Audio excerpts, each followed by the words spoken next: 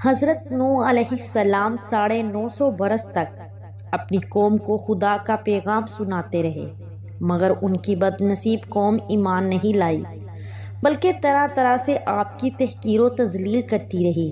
اور ہر طرح کی اذیتوں اور تکلیفوں سے آپ کو ستاتی رہی،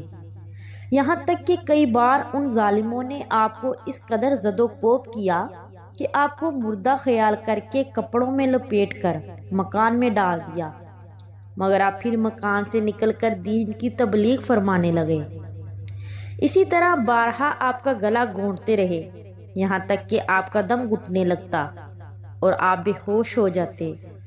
مگر ان ایذاؤں اور مصیبتوں پر بھی آپ یہی دعا فرمایا کرتے تھے کہ اے میرے پروردگار، تو میری قوم کو بخش دے اور ہدایت عطا فرما، کیونکہ یہ مجھ کو نہیں جانتے۔ اور قوم کا یہ حال تھا کہ ہر بوڑھا باپ اپنے بچوں کو یہ وصیت کر کے مرتا تھا کہ نوح علیہ السلام معاذ اللہ بہت پرانے پاگل ہیں، اس لیے کوئی ان کی باتوں کو نہ سنے اور نہ ان کی باتوں پر دھیان دے، یہاں تک کہ ایک دن یہ وحی نازل ہو گئی کہ اے نوح علیہ السلام، اب تک جو لوگ مومن ہو چکے ہیں ان کے سوا اور دوسرے لوگ کبھی ہرگز ایمان نہیں لائیں گے۔ اس کے بعد آپ اپنی قوم کے ایمان لانے سے نا امید ہو گئے اور پھر آپ نے اس قوم کی ہلاکت کے لیے دعا فرماتی، اور اللہ تعالیٰ نے آپ کو حکم دیا کہ آپ ایک کشتی تیار کریں۔ چنانچہ 100 برس میں آپ کے لگائے ہوئے ساگوان کے درخت تیار ہو گئے اور آپ نے ان درختوں کی لکڑیوں سے ایک کشتی بنائی جو 80 گز لمبی اور 50 گز چوڑی تھی، اور اس میں 3 درجے تھے، نچلے طبقے میں درندے پرندے اور حشرات الارض وغیرہ، اور درمیانے طبقے میں چوپائے وغیرہ جانوروں کے لیے، اور بالائی طبقے میں خود اور مومنین کے لیے جگہ بنائی۔ اس طرح یہ شاندار کشتی آپ نے بنائی اور 100 برس کی مدت میں یہ تاریخی کشتی بن کر تیار ہوئی، جو آپ کی اور مومنوں کی محنت اور کاریگری کا ثمر تھی،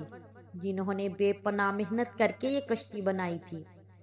جب آپ کشتی بنانے میں مصروف تھے تو آپ کی قوم آپ کا مذاق اڑاتی تھی۔ کوئی کہتا اے نوح علیہ السلام، اب تم بڑھائی بن گئے، حالانکہ پہلے تم کہا کرتے تھے کہ میں اللہ کا نبی ہوں۔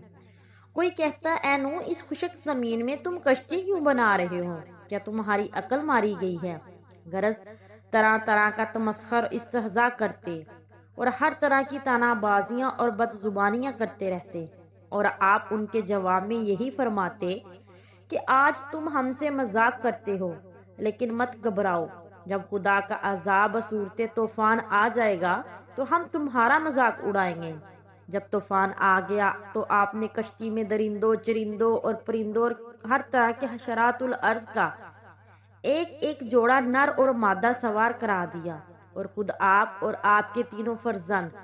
یعنی حام، سام اور یافس، اور ان تینوں کی بیویاں اور آپ کی مومنہ بیوی اور مومنین مرد عورتیں،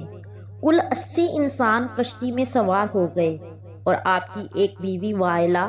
جو کافرہ تھی اور آپ کا ایک لڑکا جس کا نام کنعان تھا، یہ دونوں کشتی میں سوار نہیں ہوئے اور طوفان میں غرق ہو گئے۔ روایت میں ہے کہ جب سانپ اور بچھو کشتی میں سوار ہونے لگے تو آپ سے ان دونوں نے کہا کہ ہم کو سوار کر لیجئے، ہم عہد کرتے ہیں کہ جو شخص سلام علی نوح فی العالمین پڑھ لے گا تو ہم دونوں اس کو ضرر نہیں پہنچائیں گے۔ تو آپ نے ان دونوں کو بھی کشتی میں بٹھا لیا۔ طوفان میں کشتی والوں کے سوا ساری قوم اور کل مخلوق غرق ہو کر ہلاک ہو گئی، اور آپ کی کشتی جودی پہاڑ پر جا کر ٹھہر گئی، اور طوفان ختم ہونے کے بعد آپ کشتی والوں کے ساتھ زمین پر اترے، اور آپ کی نسل میں بے پناہ برکت ہوئی، اور آپ کی اولاد تمام روئے زمین پر پھیل کر آباد ہو گئی، اس لیے آپ کا لقب آدم ثانی ہے۔ قرآن مجید میں اللہ تبارک و تعالی نے اس واقعے کو سورۃ ہود میں اس طرح ارشاد فرمایا، اور نوح کو وحی ہوئی کہ تمہاری قوم میں سے مسلمان نہ ہوں گے مگر جتنے ایمان لا چکے، تو ان کے کرتوتوں پر تم غم نہ کھاؤ، اور تم کشتی بناؤ ہمارے سامنے اور ہمارے حکم سے، اور ظالموں کے بارے میں مجھ سے بات نہ کرنا، وہ ضرور غرق کر دیے جائیں گے۔ اور نوح کشتی بنا رہے تھے تو جب ان کی قوم کے سردار ان کے پاس سے گزرتے تو ان کی ہنسی مذاق اڑاتے تو نوح کہتے کہ اگر تم ہم پر ہنستے ہو تو ایک وقت ہم تم پر ہنسیں گے جیسا کہ تم ہماری ہنسی اڑاتے ہو۔ اب تم لوگ جان جاؤ گے کہ کس پر آتا ہے رسوا کرنے والا عذاب اور اترتا ہے وہ عذاب جو ہمیشہ رہنے والا ہے۔ یوں تو اللہ تعالیٰ نے حضرت نوح علیہ السلام کو 200 برس پہلے ہی بذریعہ وحی اطلاع فرما دی تھی کہ آپ کی قوم طوفان میں غرق کر دی جائے گی،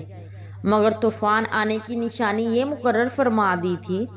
کہ آپ کے گھر کے تنور سے پانی ابلنا شروع ہوگا۔ چنانچہ پتھر کے اس تنور سے ایک دن صبح کے وقت پانی ابلنا شروع ہو گیا اور آپ نے کشتی پر جانوروں اور انسانوں کو سوار کرانا شروع کر دیا۔ پھر زوردار بارش ہونے لگی جو مسلسل 40 دن اور 40 رات موسلادھار برستی رہی، اور زمین بھی جا بجا شک ہو گئی اور پانی کے چشمے پھوٹ کر بہنے لگے۔ اس طرح بارش اور زمین سے نکلنے والے پانیوں سے ایسا طوفان آ گیا کہ 40 گز اونچے پہاڑوں کی چوٹیاں ڈوب گئیں۔ چنانچہ ارشاد خداوندی ہے، یہاں تک کہ جب ہمارا حکم آیا اور تنور ابلا تو ہم نے فرمایا کشتی میں سوار کر لو ہر جنس سے ایک جوڑا نر اور مادہ، اور جن کی ہلاکت پہلے طے ہو چکی ہے ان کے سوا اپنے گھر والوں اور باقی مسلمانوں کے اس کے ساتھ مسلمان نہ تھے مگر تھوڑے۔ اور آسمان و زمین کے پانی کی فراوانی اور طغیانی کا بیان فرماتے ہوئے ارشاد ربانی ہوا،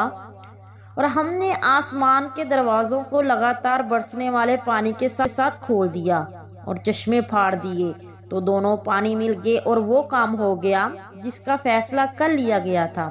یعنی طوفان آ گیا اور ساری دنیا غرق ہو گئی۔ طوفان کتنا زوردار تھا اور طوفانی سیلاب کی موجوں میں کیا کیفیت تھی، اس کی منظر کشی کرتے ہوئے قرآن مجید میں یوں ارشاد ہوا، وَهِيَ تَجْرِي بِهِمْ فِي مَوْجٍ كَالْجِبَالِ، اور وہ کشتی انہیں لیے جا رہی تھی پہاڑ جیسی موجوں میں۔ حضرت نوح علیہ السلام کشتی پر سوار ہو گئے اور کشتی طوفانی موجوں کے تھپیڑوں سے ٹکراتی ہوئی برابر چلی جا رہی تھی، یہاں تک کہ سلامتی کے ساتھ کوہ جودی پر پہنچ کر ٹھہر گئی۔ کشتی پر سوار ہوتے وقت حضرت نوح علیہ السلام نے یہ دعا پڑھی تھی، بسم اللہ مجریہا و مرساہا ان ربی لغفور رحیم، اور اللہ کے نام سے ہے اس کا چلنا، اس کا ٹھہرنا، بے شک میرا رب بخشنے والا مہربان ہے۔ حضرت نوح علیہ السلام کی کشتی طوفان کے تھپیڑوں میں 6 ماہ تک چکر لگاتی رہی، یہاں تک کہ خانہ کعبہ کے پاس سے بھی گزری اور کعبہ مکہ مکرمہ کا 7 چکر طواف بھی کیا۔ پھر اللہ تعالیٰ کے حکم سے یہ کشتی جودی پہاڑ پر ٹھہر گئی جو عراق کے ایک شہر جزیرہ میں واقع ہے۔ محرم کی 10ویں تاریخ عاشوراء کے دن یہ کشتی جودی پہاڑ پر ٹھہری۔ چنانچہ اس تاریخ کو کشتی کی تمام مخلوق یعنی انسان اور حیوان طیور وغیرہ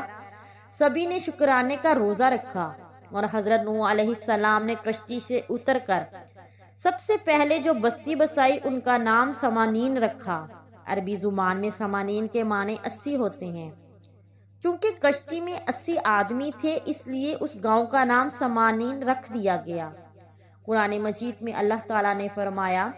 وَاسْتَوْتَا عَلَى الْجُودِشِ وَقِيلَ بُعْدًا لِلْقَوْمِ الظَّالِمِينَ، اور کشتی جودی پہاڑ پر ٹھہر گئی اور فرما دیا گیا کہ دور ہو بے انصاف لوگ۔